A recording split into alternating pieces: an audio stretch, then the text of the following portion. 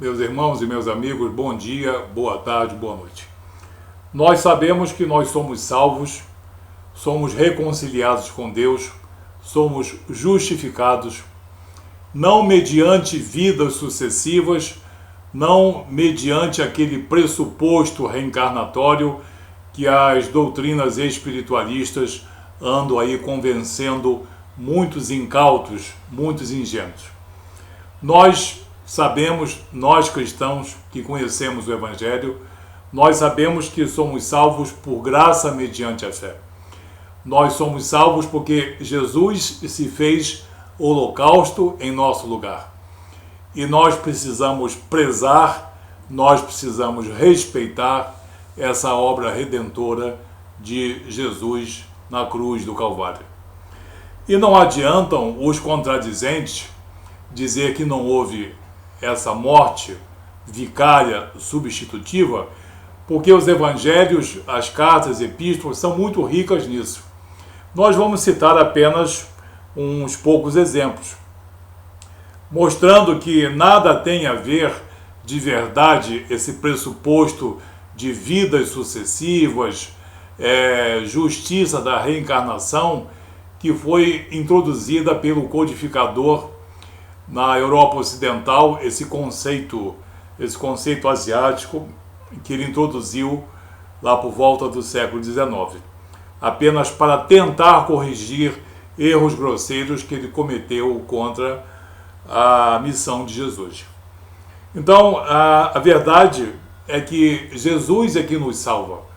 Nós vamos ver isso.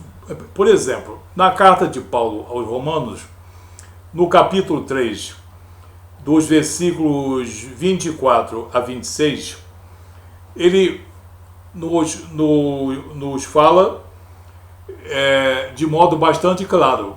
O apóstolo Paulo, legitimado por Jesus, no livro de Atos dos Apóstolos, capítulo 9, versículos 15 e versículo 17. Então, quem disser que o apóstolo Paulo não tem credibilidade, ou não tem conhecimento, ou está, no caso, omitindo a verdade, está mentindo. O que diz Romanos 3, de 24 a 26, pelo menos? Sendo justificados gratuitamente por sua graça, mediante a redenção que há em Cristo Jesus. Ele está falando na redenção que há nas virtudes do homem? Não, que há em Cristo Jesus. A quem Deus propôs no seu sangue, no nosso sangue, no nosso suor, não, no sangue dele, do Filho de Deus, como propiciação, como expiação, como holocausto, como sacrifício perfeito, mediante a fé, para manifestar a sua justiça por ter Deus, na sua tolerância, deixados impunes os pecados anteriormente cometidos. Tendo em vista a manifestação da sua justiça no tempo presente, para ele mesmo ser o justo e o justificador. Jesus é o justo e o justificador daquele que tem fé em nosso Senhor Jesus Cristo.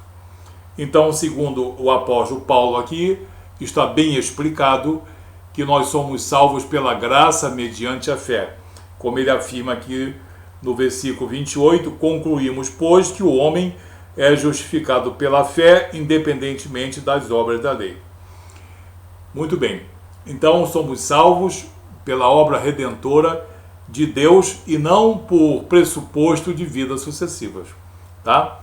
Nós somos cristãos e nós temos o direito e o compromisso de nós dizermos a verdade e não somos obrigados por nada nem por ninguém de vivermos dentro das mentiras.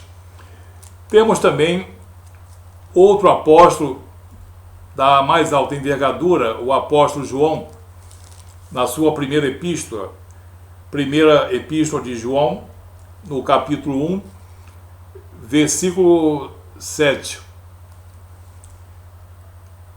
Vamos ler do 7 ao 10.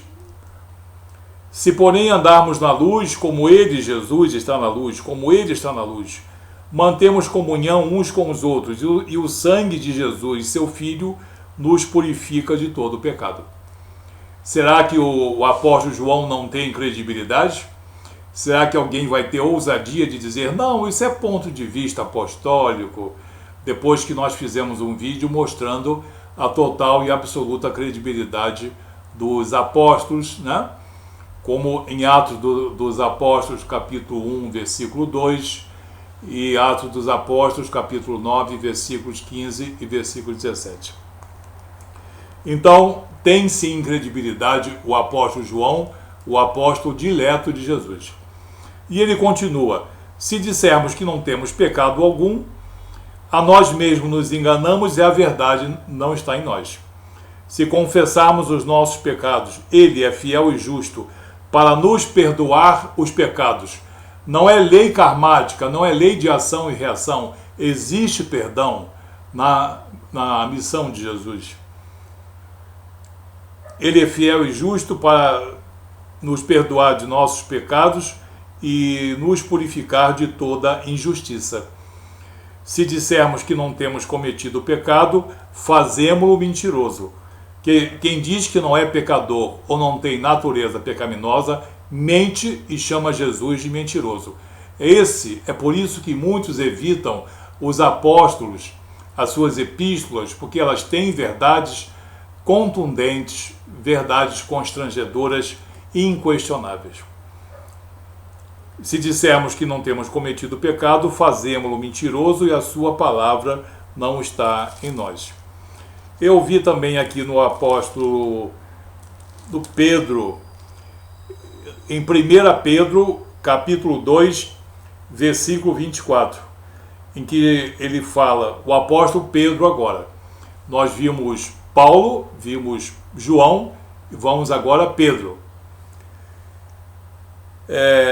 Versículo 24 do capítulo 2, da primeira epístola de Pedro. Carregando ele, Jesus, ele mesmo em seu corpo sobre o madeiro, os nossos pecados, para que nós, mortos para o pecado, vivamos para a justiça.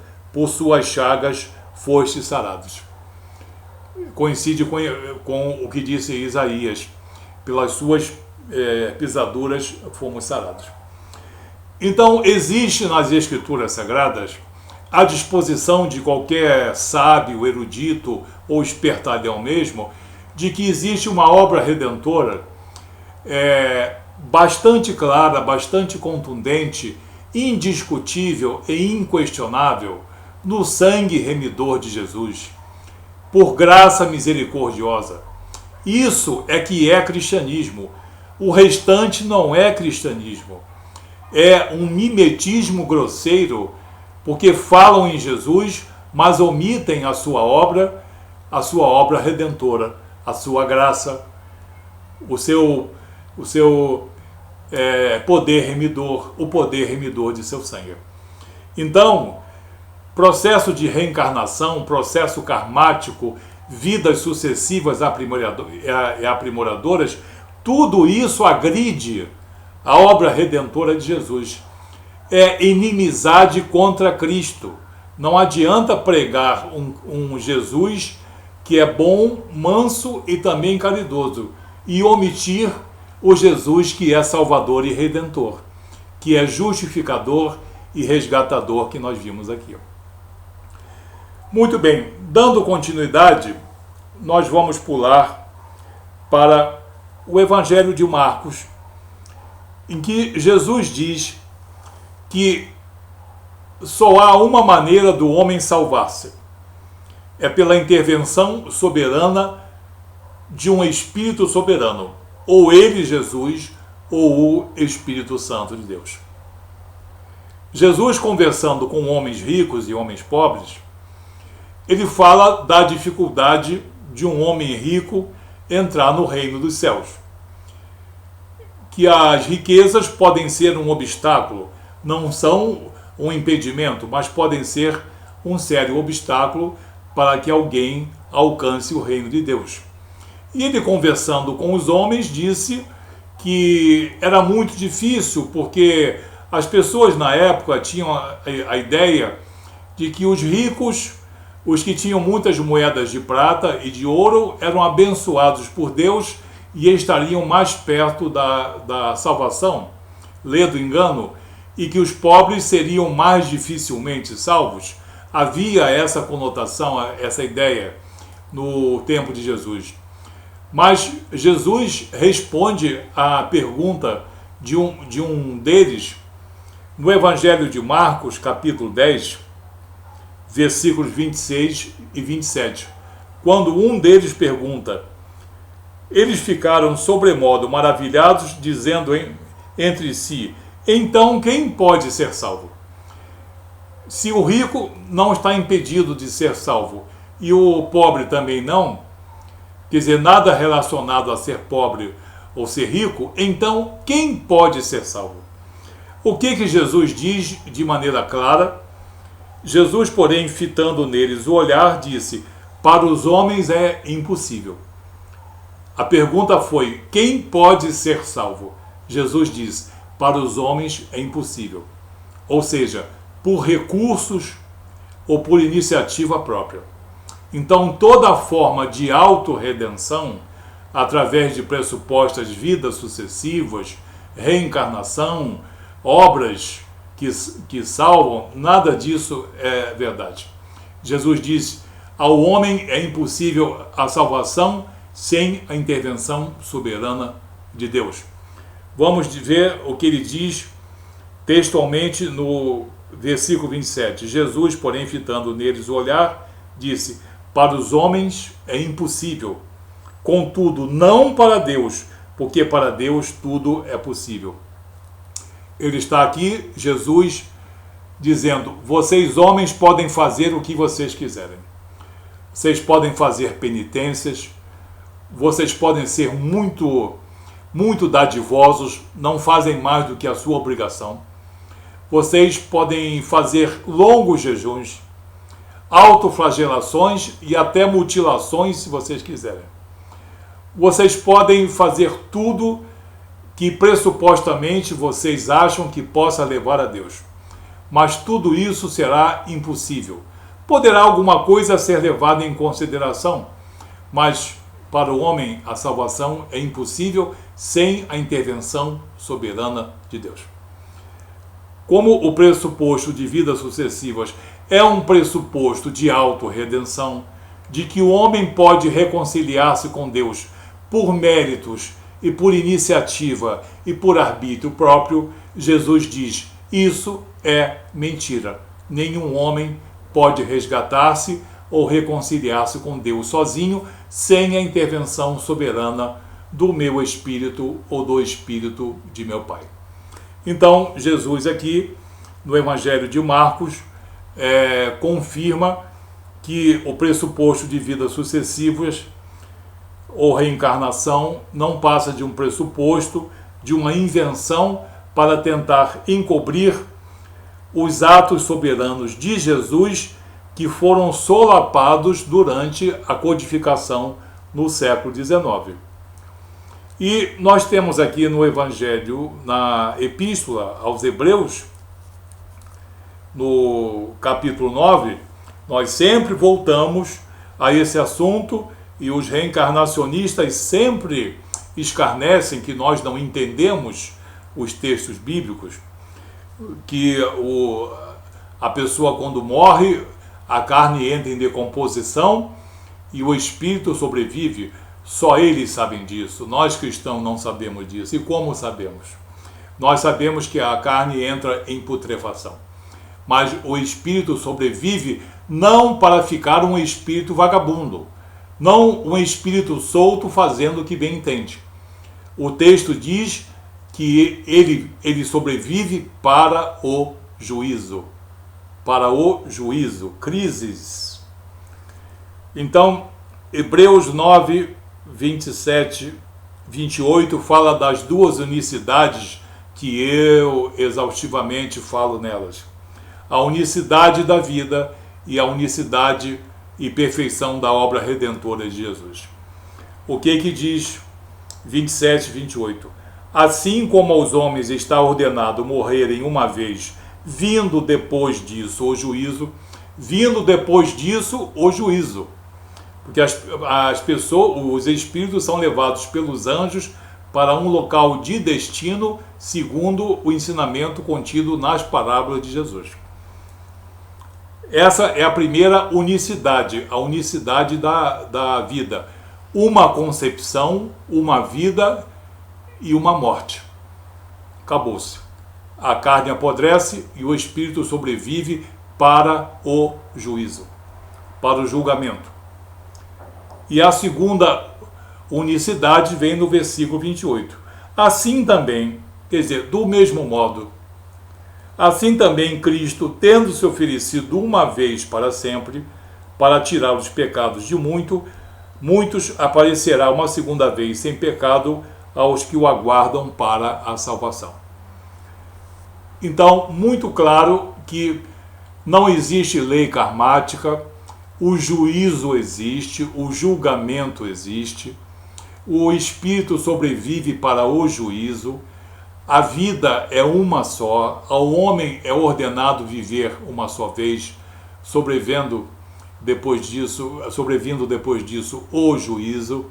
Nós vimos no Evangelho de Marcos que a salvação do homem pelos recursos pessoais é impossível, e palavras do próprio Jesus.